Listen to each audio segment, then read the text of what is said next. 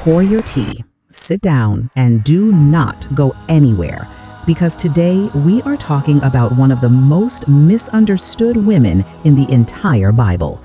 Her name is Bathsheba.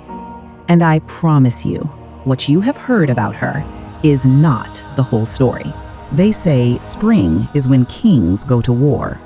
In 1916, men boarded trains. In 1942, they boarded ships. In ancient Israel, they marched to battle. But one king did not go: David.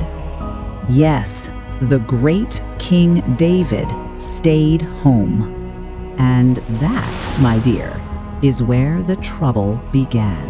While soldiers bled beneath foreign skies, while loyal men fought for crown and country, King David wandered his rooftop palace at dusk, not planning strategy, not praying. He may have called it reflection, but it was idleness.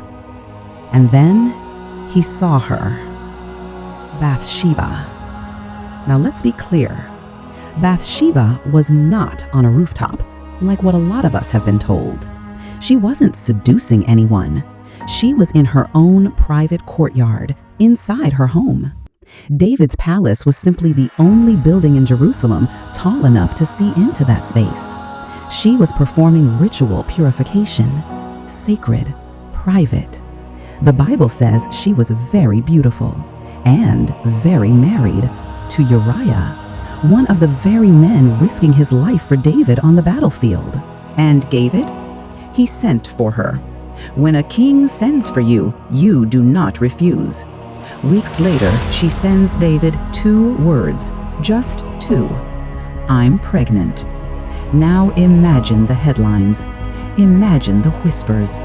So David does what powerful men in every century have done. He tries to cover it up. He summons Uriah home. Go enjoy your wife, he says. But Uriah, oh loyal, honorable Uriah, refuses comfort while his brothers sleep in tents. How could he go and enjoy his house while his brothers suffer? A foreign soldier, more integrity than the anointed king. He sleeps outside the palace gates. The irony is unbearable. When loyalty ruined the cover-up, David made a decision. He wrote a letter, and in that letter were death instructions. Uriah carried his own execution order back to the battlefield, placed in the fiercest fighting, abandoned, killed. The war took him. And David, he took Bathsheba as his wife, and the palace doors closed, and the world moved on. But heaven did not move on. He sent the prophet Nathan, and Nathan told David a parable about a rich man who, instead of taking from his own vast flock, stole and slaughtered the one precious lamb belonging to a poor man, the only thing he had. David was furious. He said that man deserves to die. And Nathan looked him dead in the eye and said, "You are the man." And in that moment, the war David avoided on the battlefield began inside his own house. Here's where many tell the story wrong. Bathsheba is often reduced to a scandal, but she was not the seductress. She was the silenced, a woman caught in royal power, a widow, a grieving mother. And then the child becomes ill. David fasts, prays, lies on the floor. But the child dies, and Bathsheba buries a son before she ever finished grieving her husband. Loss upon loss. But God does not abandon broken women. Bathsheba gives birth again. Solomon? Yes and no. David called him Solomon, but God called him Jedediah. It means beloved of the Lord.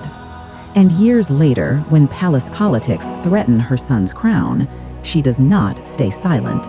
She walks into the throne room. She reminds an aging, fading David of his promise. She secures the kingdom for her child. This is not weakness. This is resilience forged in fire. Here's the real tea. Sin often begins in idleness. Power without accountability corrupts. Private compromise becomes public consequence. But redemption?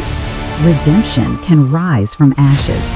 Bathsheba becomes part of the lineage that leads to Christ. The woman once whispered about in scandal became a queen whose wisdom some believe shaped the words of Proverbs 31. Her name is even in the genealogy of Jesus, Matthew 1:6. God kept her in the story. So finish your tea. And remember, if God kept her in the story, honey, He has not written you out of yours